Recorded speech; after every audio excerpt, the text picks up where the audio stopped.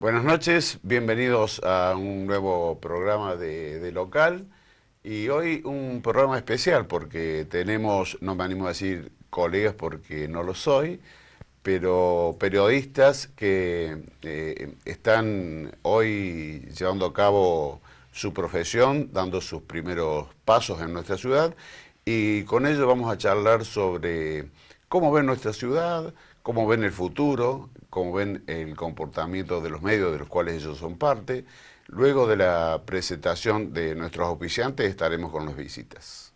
¿Qué tal, Fabián? Bienvenido, buenas noches, ¿cómo estás? ¿Qué tal, Hugo? Muy buenas noches. Y como hacías en la presentación, hacías referencia, estamos en la semana del periodismo, podemos decir así. El próximo 7 es el Día del Periodista y por eso hemos dedicado este programa a la nueva generación de periodistas que tiene la ciudad de Río Cuarto, el nuevo grupo que está haciendo sus primeros pasos, algunos ya con mucha experiencia, pero sí son la nueva camada dentro de los medios de comunicación de la ciudad de Río Cuarto.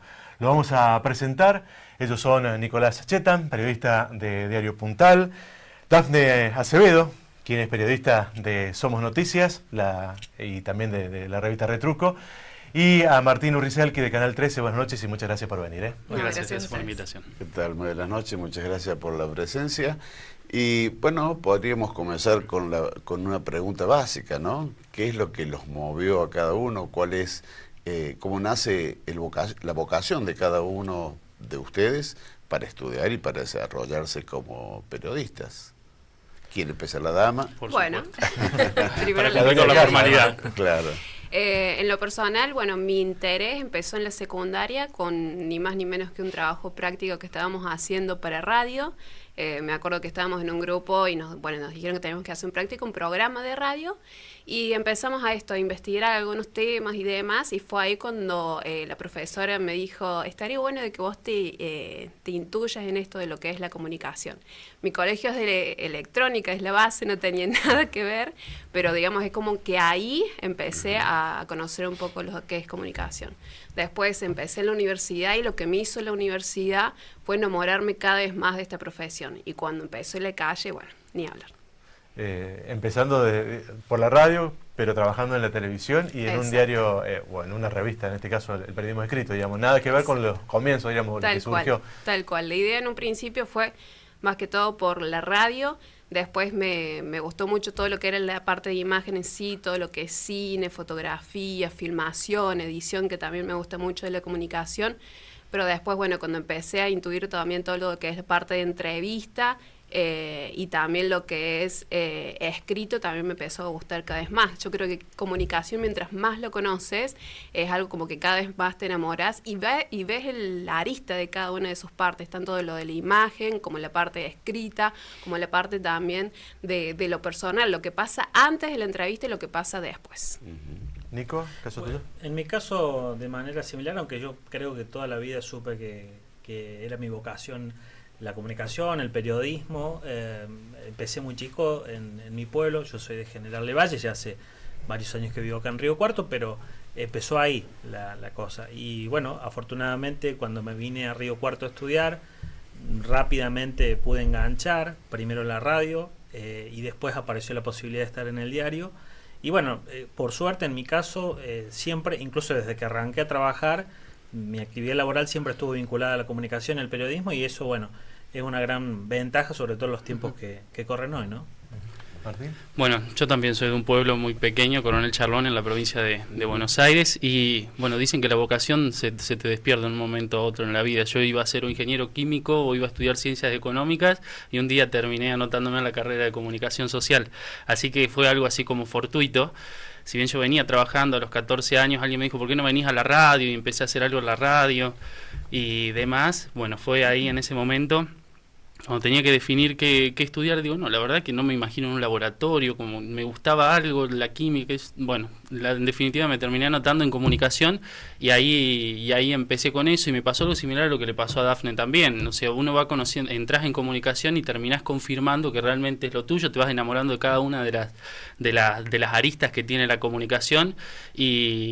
Y bueno, también tuve algún tipo de experiencia en radio acá ya en la ciudad de Río Cuarto, y antes de recibirme la posibilidad de entrar a trabajar en el canal y ahí confirmar definitivamente que la comunicación era lo mío, ¿no? ¿Vendrían a ser la nueva generación del periodismo en Río Cuarto? Es un concepto bastante complejo. Bueno, por una cuestión temporal podríamos decir que sí, pero sí. Bueno, las generaciones implican un poco más, ¿no? Sí, Tiene que ser algo trascendental, implicar un cambio trascendental. Sí, tal cual. Y creo que también el tema de la nueva generación, hablamos mucho de esto de las redes sociales, esto que decimos fuera de cámara, el papel que juegan hoy las redes sociales. O sea, nosotros, por ejemplo, nos pasa en lo personal con Retruco mucho, que nosotros no aparecemos ni en un medio de comunicación así como masivo, pero tenemos bastante llegada por redes sociales, Instagram, Twitter, Facebook.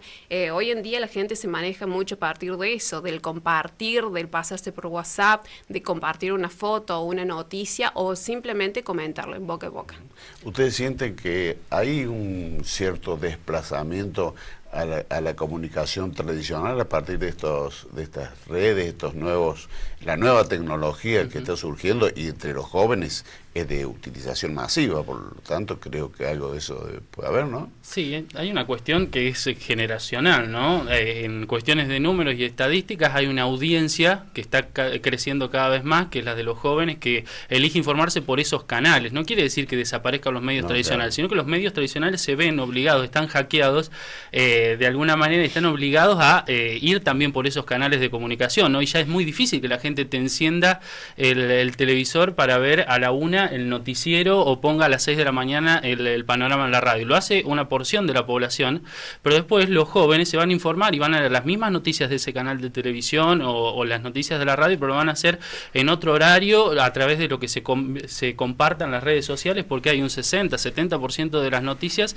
que llegan directamente por las redes sociales. Son producidas por esos medios, pero para otros formatos, otras plataformas. Sí, de todas maneras yo creo que obviamente no se puede negar el rol que cumplen hoy las redes sociales, pero me parece que todavía si uno necesita o busca una noticia confiable, una noticia que no sea falsa, una noticia que tenga los condimentos que tiene que tener la noticia, debe recurrir a los medios convencionales que están en las redes, que no pueden no estar hoy por hoy porque está fuera del mundo de mucha gente, pero que todavía sigue siendo importante esta cuestión de los medios en sí, ¿no? Más allá de que cualquiera hoy puede subir una foto o puede compartir una imagen, un video. Detrás de eso muchas veces hay cuestiones que son totalmente falsas, que no son veraces. Por eso creo que es muy importante combinar las dos cosas, ¿no? Además debe ser hasta un buen insumo para ustedes, o sea, por supuesto tendrán que corroborar porque muchas veces los medios o estas redes, por ahí hay algunas cosas que son falsas y otras no lo son. Entonces, sí, tal cual. Con respecto a eso que decía Nico, me parece que es importante también destacar que por ahí se hace otro tratamiento de la noticia, por ejemplo el diario, bueno, también la revista y demás, se hace un tratamiento por ahí mucho más profundo, con más entrevistas tipo informe, cuando uno se dedica un tiempo específico para sentarse y introducirse a cierta temática, a cierta noticia. Redes sociales es más esto a veces. Instantaneidad, es claro. Un título y una foto. Entonces es eso, saber que por un lado hay como dos públicos, por un público que por ahí quiere la instantaneidad de saber qué es lo que está pasando rápidamente, pero por otro lado también gente que utiliza redes sociales también va a utilizar el diario, revista o también noticias en profundidad también en las redes sociales. Y las redes en sí yo creo que lo que hacen fundamentalmente es también acercar la gente al periodista, ¿no? Mucha gente se acerca a los medios gracias a las redes, te contactan por Facebook o el resto de las redes sociales, y eso permite también esta cuestión del ida y vuelta que a lo mejor antes era mucho más difícil, ¿no? Quizá nosotros ya estamos trabajando y casi que cuando nosotros arrancamos a trabajar empezaron la irrupción fuerte de las redes, pero digo, evidentemente, si seguramente aquí hubiera un colega que hace 20 o 30 años trabaja, diría que la relación hoy es mucho más directa de la que existía antes, ¿no? Hay una cuestión de practicidad, me parece, que es lo que han permitido las redes. Periodismo es periodismo, hay reglas básicas que hay que respetar, hay una única forma de obtener los datos para cualquier nota, para cualquier desarrollo periodístico, que es la entrevista. Eso es indiscutido, independiente de cada generación de periodistas. Lo que nos ha permitido las redes y quienes nacimos o quizás estamos más cerca generacionalmente con esas plataformas es hacer más práctico el trabajo. Hoy, encontrar un entrevistado, pasa un hecho y vos a través de un comentario que alguien dejó en una publicación, un amigo de un amigo en común, una foto que lo etiquetaron, podés hacerte una historia, llegar con facilidad, bueno, un montón de cosas que antes estabas atado a que alguien te brindara un dato o la historia se perdía por no poder llegar nunca al protagonista. Hoy estamos más cerca. Hay nuevas fuentes, diríamos, hoy en día. Sí, hay nuevas se ha abierto el fuentes. abanico también. Tal cual, tal Es cual. que aparecen inclusive imágenes tomadas por un transeúnte cualquiera sobre algún hecho que obliga a que se difunda algo que quizás en otro momento, hace años atrás, por no tener esos medios, Claro. no lograba el impacto que tienen hoy, ¿no? Sí, incluso si alguien quisiera taparlo Claro. sería difícil invisibilizar algo que ya está instalado en las redes, ¿no? Claro. Cuando se vuelve indiscutido Claro. el hecho, La o sea, ahí evidencia. se corrobora que el hecho sucedió, por más que alguien quiera taparlo, ya está. Sí, por Sí. eso por ahí es tan ventajoso como peligroso. Sí, por sí. esto que decía Nico recién, el tema de las noticias que no tienen una verdad completa ni están completas, y por ahí uno comparte, bueno, las famosas redes, mensajes que son compartidos muchas veces y que no son verdaderos, estos mensajes falsos y demás, que Sí, por ahí o realmente los scratches también, hemos entrado Sí. en una modalidad Yo donde... creo que de no existir estos medios de los que estamos tratando, por ejemplo, ahora tenemos un caso reciente como fue el hecho de los policías estos que perseguían a estos chicos, que terminó en una gran tragedia. Sí. Quizás en otro momento no hubiera tenido la repercusión y quizás la presión para ocuparse del Sí. caso, ¿no? Sí, si la persona que no, en ese caso particular lo que pasó en San Miguel del Monte, si Claro. la persona que estaba en el centro de monitoreo no filtraba la imagen donde se ve el accidente, el policía saliendo del auto, lo que sea, hoy la historia hubiese sido otra, ¿no? Así es. Y además la primicia ya creo que no es exclusiva de los medios ni de un periodista, sino que cualquier ciudadano es protagonista de una noticia hoy en día. tal cual. Sí, Sí, por supuesto. Pero hay un cierre de todos modos en eso, porque para que se configure una noticia siempre tiene que pasar a instancia de un medio o a llegar a la mano de un periodista. El hecho en sí en las redes, sí, se convierte es un hecho, pero es un hecho noticioso en tanto llega al periodista y el periodista le pone el título, lo jerarquiza, porque también si no hay como una banalización del rol del periodista. Lo que se llama hoy como periodismo ciudadano, no, es un aporte, una persona pasó, grabó, Claro. está bien, pero llega a instancia de los medios y los medios son, no es una cuestión de omnipresencia o omnipotencia, pero definitivamente para defender el rol, o sea, no todo hecho es periodístico No, porque totalmente. una persona lo ponga en una red, ¿no? Lo que pasa es que justamente a veces por ese apuro, por eso de querer tirarlo antes en las redes o en el mismo medio, a veces los mismos medios caen entrampados en esta cuestión de replicar un video que es falso o una foto que no es real, porque digamos el medio tiene que tener esa seriedad de decir, bueno, a ver, comparto esto, lo publico, le doy lugar en mi medio, gráfico o lo que fuere, porque tengo la certeza o comprobé que efectivamente pasó, existió y es real, digamos. También hemos visto, esto es lo que ha permitido también desnudar la tecnología y las redes sociales, hemos visto cómo muchos medios comparten cosas que no están ni chequeadas, ¿no? Que por esta cuestión de querer ponerlo primero en las redes o en el medio en el que trabaja cada uno, a veces se cometen graves errores, ¿no? Bueno, y esto de la primicia me hace acordar que por ahí es ese el tema de que uno trabaja sabiendo bien para qué trabaja. Uno por ahí es periodista por el tema de la primicia. Pues si sos periodista para tener la primicia de algo, ¿con qué finalidad es aparecer primero con una noticia y demás? Me parece que la responsabilidad de los periodistas hoy en día, y creo que hablo por todos, es aportar a la sociedad, sea algo que realmente sirva, de que de alguna forma pueda hacerle ruido a quien le tenga que hacer ruido para cambiar una realidad o informar a la sociedad para que estén al tanto de cierta verdad. En otras profesiones, volviendo al origen universitario de cada uno de ustedes, en otra profesión, supongo que ustedes conocen, que es muy difícil cuando uno sale de la universidad enfrentarse lo que significa la realidad y el choque entre lo que la teoría y el laboratorio de la universidad te enseña a lo que la realidad te brinda y lo que tenés y el desempeño. ¿Eso ustedes notan que en el periodismo está presente también o es más tenue? Sí, no, está muy presente. ¿Sí? Periodismo es calle.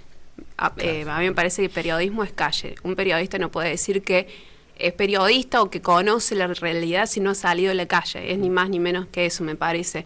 En el sentido de decir que, bueno, todos los días se te va a presentar una realidad diferente, todos los días vas a tener una noticia diferente, lo tenés que hacer de un tratamiento de una forma un día, de otra forma otra, pero me parece que la universidad elemental, como dijo Apu una vez, es la calle. Sí, no, coincido plenamente. Estaba pensando que cuando nosotros vamos a la universidad, a lo mejor para hacer una nota, no sé, una crónica común, estás una semana, 2 semanas, un plazo, y después cuando entras en el mundo del trabajo, son cosas que las resolvés en Claro. 20 minutos, te pones a redactar algo y lo haces en 20 minutos. Lo mismo en situaciones de la tele, cuando haces televisión en vivo y se pasa algo y tenés que resolver todo un programa en pocos minutos o ir haciéndole en el minuto a minuto. Sí, lo vas aprendiendo con la práctica, precisamente. Es muy costoso la entrevista, el primer paso a la entrevista, darle ese paso, digamos. Sí, lo vas naturalizando, me parece. La Sí. primera vez te cuesta, o hay entrevistados que te cuestan un poco más, pero después ya se vuelve también algo más Te lleva un rutinario. tiempo hacerte la agenda, digamos, saber a quién llamar cuando pasa algo o cuando querés hacer una nota sobre algún tema. Pero una vez que que entras en contacto con la agenda, que vas conociendo un poco, la ciudad tiene, una dimensión que a uno le permite, dentro de todo, bastante rápido poder conocer a los actores sociales, políticos, económicos. Entonces hay cierta facilidad en ese sentido, pero te lleva un tiempo, lógicamente, y lo haces siempre cuando arrancas a querer hacerlo, digamos, no lo puedes hacer de antemano, es muy difícil estudiar la agenda, digamos, es en la práctica cuando terminas de darle esa vuelta que es necesaria para arrancar con la profesión. Es interesante lo que dice Nico, porque en realidad el principal capital de un periodista, uno de los principales capitales, está atado a esa agenda, ¿no? Y no es solo conocer quién puede hablar de tal tema, sino que ese grupo de entrevistados también te conozca a vos, te reconozca, porque hay en situaciones donde ese entrevistado cotiza en bolsa y tenés que tener la posibilidad de que te elija a vos por sobre los otros. Y muchas veces ahí donde entra a jugar la importancia de el medio, de decir, bueno, yo llamo de Canal 13, llamo de Somos, y ahí es donde te da cierto respaldo el hecho de decir, bueno, yo pertenezco a un medio de comunicación, Claro. no soy una persona que escribe en Facebook o en Twitter, ¿no? También ahí es donde cobra importancia el medio al que vos representás. Ya seguimos esta hermosa charla, vamos a marcar la primera pausa, ya regresamos con El Periodismo Hoy.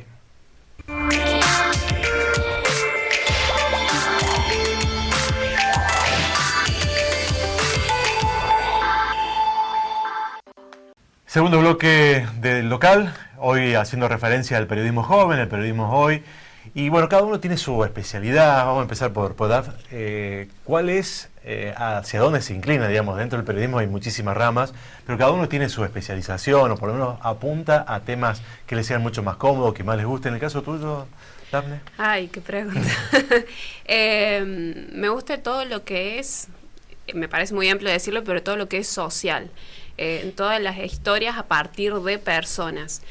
Bueno, las problemáticas en lo particular hoy en día me llama mucho la atención, bueno, obviamente lo que es violencia de género, todo lo que es ausencia del Estado en ciertas realidades, por ejemplo, el tema de el hambre hoy, ni más ni menos. Esos son 2 temas que hoy en particular a mí me llaman mucho la atención. ¿El caso tuyo, Martín? Bueno, no sé sí. si lo podés desarrollar, a lo mejor en el trabajo. No, bueno, lo que pasa es que nosotros creo que en nuestro ámbito, salvo los periodistas deportivos, el resto hacemos de todo, estamos obligados a hacer de todo. Pero no, yo también me siento muy cómodo en los temas que tienen que ver con lo social, las historias de vida. Me gusta trabajar en esos temas. Hago de todo, hago también cuestiones de política, la economía, pero es donde me siento más cómodo, me parece, donde también hago la mayor contribución a la cuestión social, ¿no? A lo que la gente necesita, en muchos casos la visibilidad, la difusión y lo que nosotros podemos ofrecer. Claro, Así porque que uno se convierte en un medio, digamos, entre Exactamente. esas personas y el Estado, la persona que puede dar algún tipo de ayuda, o Exactamente. si es algún privado también puede estar siendo uno el nexo, diríamos. Sí, totalmente, ¿no? La gente que por allí recurre a los medios también para alguna causa solidaria o alguna, bueno, se han movilizado múltiples. La última más conocida es el caso de Paloma y eso ha generado notas en todos los medios y también le da entidad al caso, ¿no? El hecho de que salga en un medio de comunicación también da cierta seriedad de la colecta o de la campaña. En mi caso particular, como decía Martín, estamos en medios donde hacemos de todo, siempre en el caso mío en el ámbito del local, y hacemos un poquito de todo, aunque estoy más especializado, entre comillas, especializado en el Consejo Deliberante, lo cubro ya desde hace un par de años y bueno, es la actividad donde más estoy, digamos, cubriendo las sesiones, las jornadas de informes especiales que se dan a fin de año y bueno, a veces te da satisfacciones y a veces no tanto, sobre todo cuando hay a lo mejor pobreza en los debates o pobreza en la generación de temas, ¿no? El Consejo tiene momentos, hay momentos en los que genera mucho debate, muchos proyectos interesantes y a veces que está estancado y que no avanza como debería o como a veces la sociedad necesita. Yo no sé si la gente está muy pendiente de lo que hacen los políticos, me parece que hay un cierto cansancio y demás, pero bueno, la realidad es que los concejales en este caso son quienes están de alguna manera legislando para las generaciones de hoy, las generaciones que vienen, ¿no? Sí. En el caso tuyo comenzaste, digamos, estudiaste periodismo deportivo, digamos. No, yo periodismo simplemente, hice un año de la carrera de comunicación en la universidad, después dejé y empecé la carrera de periodismo en una institución local, en Cervantes, que daba la carrera de periodismo en aquel momento y mi título es de periodista, digamos. Y siempre estuve relacionado con la cuestión local, digamos. También haciendo a veces alguna nota política, alguna entrevista de economía, no es el fuerte, pero bueno, con lo político uno siempre termina relacionado, ¿no? En una ciudad. En la formación de ustedes me imagino que hay una palabra, independencia, que debe ser importante en el ejercicio de la profesión. No le voy a preguntar a cada uno de ustedes sobre si pueden ejercerlo independientemente o no, porque sería una contradicción la pregunta. Pero ustedes ven en el periodismo local, ven que existe independencia en el tratamiento de la profesión, o existe algunas presiones a través de algún medio en el cual orientan la información a algunos de los medios, digamos. Bueno, qué pregunta complicada. Es bueno, en general, ¿no? Sí, No bueno, en general particular. sí me parece que sí hay medios de comunicación que están limitados, por así decirlo, por cierta dependencia con relaciones con el Estado municipal o provincial, o sí hay. Yo, o sea, en lo personal me ha pasado que pues, ahí hablando con colegas nos ha pasado esto de decir, no podemos sacar esto por tal situación y demás. A nosotros, gracias a Dios, nunca nos pasó. Digo que realmente gracias a Dios porque es una ventaja poder trabajar con libertad, claro, y poder trabajar de manera independiente. Es más, el periodismo es libre o es una farsa, me parece. Sí, claro. Así que me parece que sí hay, siempre hay, lamentablemente. Y muchas veces, no solamente por una cuestión comercial, por así decirlo, sino también por una cuestión personal. A veces los mismos periodistas se boicotean, dicen, no, esto no lo cubro porque no me parece, no me conviene, o esto mismo de decir no me parece. Y hay muchas cosas que por ahí uno como periodista tiene que tener cuidado de no dejarlas pasar, que son realmente necesarias cubrirlas y no se cubren. Sí, creo que me parece que lo peor tiene que ver con la autocensura, ¿no? Cuando uno ni siquiera lo intenta. Ni siquiera en última instancia no te sentás con tu jefe, el responsable de tu medio, y le decís, está este tema, ¿qué hacemos con esto? Cuando a priori vos vedás, bajás la persiana y al tema no lo cubrís, ahí ya estás un problema, porque no es una cuestión solo de independencia del medio, sino algo que vos mismo te estás imponiendo y estás vedando la posibilidad de dar a conocer. Creo que de esos casos también hay muchos. Y lo tuyo, Nico, que estás un poquito más al lado en el Consejo Liberante y política pura. Sí, la ventaja que tenemos en con el Consejo es que pasó, digamos, está el hecho. Es difícil no plantearlo. Por lo tanto, digamos, me parece que ahí es donde más ventajas hay. Claro. Creo que a veces se complica más cuando es un hecho que a lo mejor está oculto, que no está tan de manifiesto, que no es público, y que justamente la diferencia entre que sea público o que no lo sea está en el periodista o en el medio de comunicación. Creo que también hay que diferenciar los medios de comunicación de los periodistas. Muchas veces el periodista lo intenta, tiene las ganas, tiene el ímpetu, y cuando va al medio se encuentra con que por una cosa o por la otra no se permite dar esa nota. Creo que ha pasado o que pasa en todos los medios, porque también hay otra cuestión que es cierta. Cada medio tiene una línea editorial y está bien que así sea, ¿no? Claro, sí, bueno, pero en esto de las redes sociales o de la espontaneidad de los medios... si no sale en un lado, sale en el otro. Esa es la ventaja de hoy, ¿no? Me parece que es todo más... Es más transparente en ese sentido porque, bueno, no lo publicó el medio tal, lo publica otro medio, lo toma otro periodista o al menos está en las redes, digamos, y la gente puede acceder a esa información. Bueno, que sea así siempre. Si no sale en el medio, que lo pasemos al otro Por colega, supuesto, así sale. así es, sí. ¿Cómo observan, hablando de este tema casualmente, cómo observan ustedes el comportamiento de los medios nacionales? Comportamiento. Mira, casa ¿cómo dice el dicho? Casa de herrero, cuchillo de palo. Yo no tengo tele en mi casa. O sea, no consumo muchos medios nacionales, más que sí consumo todo lo que es redes sociales y demás, y bastantes medios independientes. Pero cuando voy a la casa de mis papás, ahí sí consumen lo que es televisión y demás, y veo esto de que lo que vi en la universidad, que todos informan lo mismo, o que hay un tema en particular.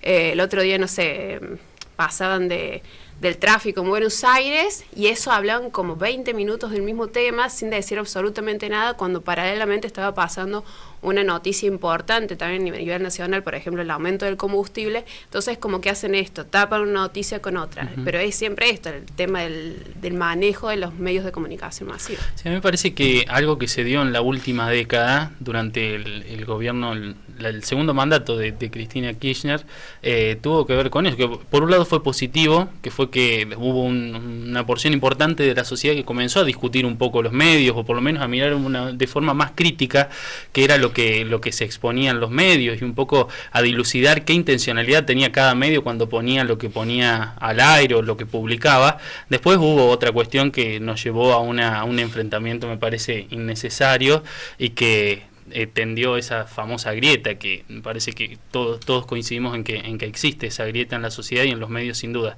Pero fue importante eso para el crecimiento de un espectador más crítico acerca de lo que está viendo, de lo que lee.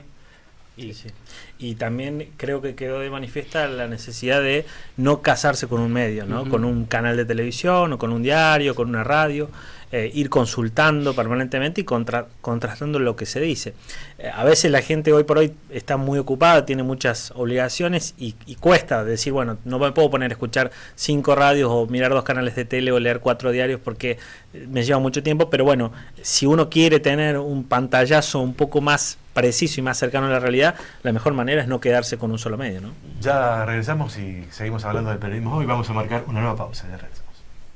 Bien, continuamos con nuestras visitas. Recién, Martín, tocabas el tema de la grieta, habías hecho referencia a esto que nos involucra a todos los argentinos, en lo cual hace años estamos inmersos, y me gustaría saber la opinión de ustedes sobre este tema, si lo podemos, Nico, a ver si lo podremos, ¿estaremos en condiciones de superarlo en el corto plazo o esto llegó para quedarse? Me parece que en el corto plazo no, me parece que cada vez se está otra vez abriendo más. Si en algún momento se empezó a cerrar, cosa que no creo que haya pasado, pero digo, está cada vez más de manifiesto. Incluso parece que la política vuelve a encauzarse hacia ese lado, no hacia dividirse todo en dos, y uno lo ve diariamente, el enfrentamiento que hay en la sociedad más allá de los políticos. Las redes sociales, volviendo otra vez a tocar el tema, son una muestra cabal de la existencia de la grieta en nuestro país, ¿no? Incluso la gente comparte información o datos que son totalmente falsos, pero simplemente como reafirman el pensamiento de esa persona, automáticamente se comparte y es obviamente replicado y viralizado y demás. Me parece que estamos muy lejos de superarla, lamentablemente, porque bueno, sería hora, digamos, que empecemos a pensar en 3 o 4 objetivos comunes para todos y trabajar en pos de eso, ¿no? Pero lamentablemente creo que no hay voluntad política y la sociedad obviamente está muy dividida y va a seguir así, me parece que por lo menos en el corto tiempo. Sí, además Argentina tiene una historia vinculada a las antinomias, ¿no? Sí. En su historia, por lo menos la más reciente, tenemos mucho de eso, y quizás el error más grave ha sido que el gobierno, el anterior y este también, han tomado eso como la forma de regir los ánimos sociales, ¿no? Y en la sociedad eso se palpa. Hoy es difícil que alguien haga una lectura de algo sin intentar encasillarlo a uno u otro lado, ¿no? Sí. Cuesta poder poner algo difícil en una tercera posición, no hablando en términos políticos, ¿no? Sino una tercera posición, alguien más moderado, una visión más alternativa de las cosas. Yo quiero pensar que la grieta no existe. No sé, prefiero pensar de que es un concepto que se ha instalado, pero que solamente existe por las personas que se posicionan de un lado o del otro. Creo que hay muchas personas que tanto en el momento de accionar en la diaria como en el momento de votar, no se pone en un lado del otro, sino que realmente está posicionada en otra situación, en otro concepto y en otra realidad. Me parece que esto de la grieta, si se habla de la grieta, hay más grieta. ¿Y estamos condicionados los periodistas en la grieta? Si estamos condicionados, Sí. me parece que sí, en la medida que uno se quiere condicionar, en el sentido de que uno se informe y en el sentido también de cómo uno pregunte. Hasta es en eso, en la situación de que uno se posiciona. Si estás o no de un sector tal a cual, otro. tal cual. Cuando vos vas a un entrevistado, sea a un político o sea una persona que te cruzas en la calle y le preguntas ya de una posición u otra, me parece que es ahí cuando vos te pones de la grieta de un lado o del otro, pero es también eso, saber decir que, no sé, me parece que es necesario borrar la grieta. Sí, me es parece necesario, pero lo que decía Martín recién, el tema de la intolerancia, ¿no? O sea, hay una cierta intolerancia que de un lado o del otro no permite que una posición intermedia. Sí, sí. Se ve mucho cuando a lo mejor algún periodista hace un comentario sobre un hecho, automáticamente, si es en las redes sociales ese comentario o esa visión, automáticamente a veces hay hasta ataques, digamos, no simplemente un intercambio de opinión, no hay alguien que dice yo no coincido con lo que estás planteando, sino directamente es un ataque, es un insulto. Por eso, bueno, lamentablemente está todo, más allá de lo que dice Dafne, que es interesante plantearlo y que deberíamos todos hacer el esfuerzo para que esa grieta no exista, hoy por hoy se ve cómo está todo dividido y cómo, a ver, lo que dice uno automáticamente van a tratar de relacionarlo a si en algún momento hiciste un comentario a favor o en contra de este gobierno o del anterior. Y no es todo así, digamos. El periodista, más allá de que tiene su ideología, que tiene su manera de votar, su manera de pensar, tiene que tratar de ponerse en el medio, digamos, y cuando opina, cuando digo ser, no digo objetivo, pero sí ser lo más justo posible, ¿no? Sí. Y eso es lo que por allí algunos periodistas no lo hacen o no lo han hecho y bueno, les ha merecido esto de catalogarlos de una forma o de otra. Pero, en definitiva, el periodista tiene que buscar otra cosa, digamos, la posición más equidistante de las partes posibles. Sí, hay una digamos, presión. lo de un lado te consideran del otro y los otros te consideran del otro. Sí, hay una presión desde la sociedad, de ciertos ámbitos. sí. A veces uno dice la sociedad y parece que el vecino que a lo mejor está en cualquier casa, en cualquier barrio de la ciudad, está pendiente para encasillarte de un lado o del otro. A veces también son cuestiones del microclima, ¿no? Del ámbito político, la zona aquellas personas que están vinculadas a lo dirigencial, como que intentan encasillarse de un lado al otro. Uno tiene que tener la posibilidad de decir, yo soy periodista, y la verdad es que me puedo sentar con un kirchnerista, me puedo sentar con un macrista, Sí, claro. puedo entrevistarlos y soy periodista. Pero bueno, a veces cuesta porque además las personas que optan por esa tercera posición, una forma más honesta de ejercer el periodismo desde ese lugar, también son tildados como de tibios, que no se la juegan por nada, como si el periodista tuviese la obligación, ¿no?, de ser estandarte y salir a defender una idea o a combatir distintas ideas. Es que es necesario posicionarse, creo. Pero Sí, posicionarse. lejos de esto de lo que se llama la grieta en sí. Digamos, Sí, una del cosa es lado posicionarse, otro. otra es embanderarse, Tal cual. ¿no? Claro, Sí, sí. claro. Tal cual. Bueno, las redes sociales creo que también influyen de lo positivo que hacíamos referencia de las redes sociales, de la espontaneidad, de que te permite generar algún tipo de contactos o de fuentes. Las redes sociales también van en contra por esta situación que se avanza más en la grieta a través de las redes sociales, digamos. Allí me parece que se da fundamentalmente esa situación de estar a favor o en contra, de tildarte de un sector de la sociedad o de otro, de estar a favor del gobierno o en contra. Y también nosotros percibimos de una forma más instantánea esa cuestión, ¿no? Sí, sí. Porque el comentario es inmediato, el me gusta o no me gusta, la discusión en una publicación, y todo eso termina por condicionarte o al menos, qué sé yo, no sé si afectarte, pero creo que hay un ruido, ¿no? Cuando vos empezás a leer ese comentario, te dice, vos estás de tal cosa, Sí, si es bravo entrás o no pensar. entras en esa discusión, si desmentís no desmentís, si discutís no discutís. Es bravo pensar que a veces al lado del otro lado del teclado hay alguien realmente escribiendo eso o agrediendo como agrede. Por eso a veces las redes sociales tienen sus ventajas porque te acercan de cierta forma, pero hay, por otro lado me parece bastante peligroso porque es como que potencian ciertos sentimientos que no son muy buenos. ¿A qué periodismo vamos? ¿A qué periodismo? Bueno, a uno que tenga en cuenta las redes sociales, evidentemente, y me parece que bueno, que va a haber cambios, que ya está habiendo cambios muy significativos. Recién hablábamos de las estructuras, todos los medios se han reacomodado, por decirlo de alguna manera, y creo que eso, bueno, es inevitable, por eso que va a haber que ayornarse a los tiempos, y me parece que no dejar algunas cuestiones básicas del periodismo, porque de lo contrario, digamos, también vamos a empezar a hacer cada vez productos de menor calidad, ¿no? Hay cosas que no se pueden recortar, hay cosas que no se pueden dejar de lado, y me parece que eso hay que tenerlo muy en cuenta si se quiere mantener cierta calidad, una mínima calidad, no sé si la mejor calidad o la calidad óptima, pero bueno. Un periodismo, yo pienso que vamos de un periodismo y a periodistas que se la juegan, que son revolucionarios y que son independientes. Sí, yo voy por parte de los dos. Lo que decía Nico, la cuestión de la calidad, me parece que eso es fundamental. De hecho, el debate en el mundo hoy, por ejemplo, en torno a las noticias falsas, está cada vez más recurriendo al periodismo. El único antídoto contra las noticias falsas es el periodismo. Los medios del mundo que se han visto tan afectados en las campañas electorales en Estados Unidos, en Brasil, han decidido invertir más dinero, en más recursos humanos, más capacitación para poder combatir esta desinformación que los pone en jaque a los propios medios. Me parece que hay que ir hacia ahí, una cuestión de calidad. Los recursos humanos están, nosotros desde nuestro lugar lo que podemos lo hacemos, pero hace falta también una mayor presencia de los medios como empresas, como instituciones, para apuntalarnos a nosotros los periodistas. Y por el otro lado, me parece que el periodismo que tiene que venir tiene que ser más humano, un periodismo con más valores también, más sensible a las cuestiones de la realidad, que produzca mayor empatía. Y una cosa más puedo agregar que me parece realmente fundamental, más que todo en este marco de la Semana del Periodista, que el periodismo sea realmente una fuente laboral que sea sustentable, que hoy los trabajadores de la prensa podamos decir de que tenemos un sueldo digno, que tenemos un trabajo respetable y que somos respetados por nuestros empresarios. Sí, que lamentablemente son los menos, ¿no? Porque cuando uno se encuentra con un periodista que dice puedo vivir del periodismo, realmente es para abrazarte y decir, bueno, qué bueno, porque la mayoría de los periodistas tienen que tener dos o más trabajos, hacer otra actividad complementaria.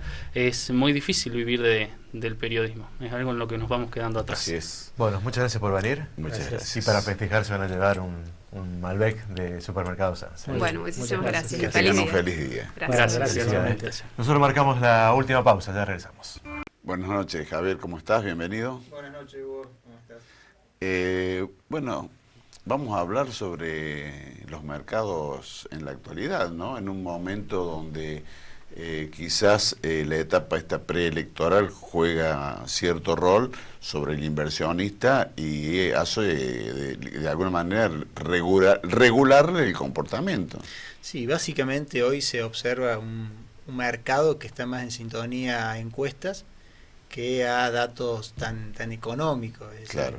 estamos en un contexto internacional donde, si bien hay mucha tensión, no se esperan subas de tasa, donde la economía, si bien se bajan estimaciones, sigue creciendo, pero donde en realidad el problema, o mejor dicho, las variables de riesgo que debe ver el inversor son locales.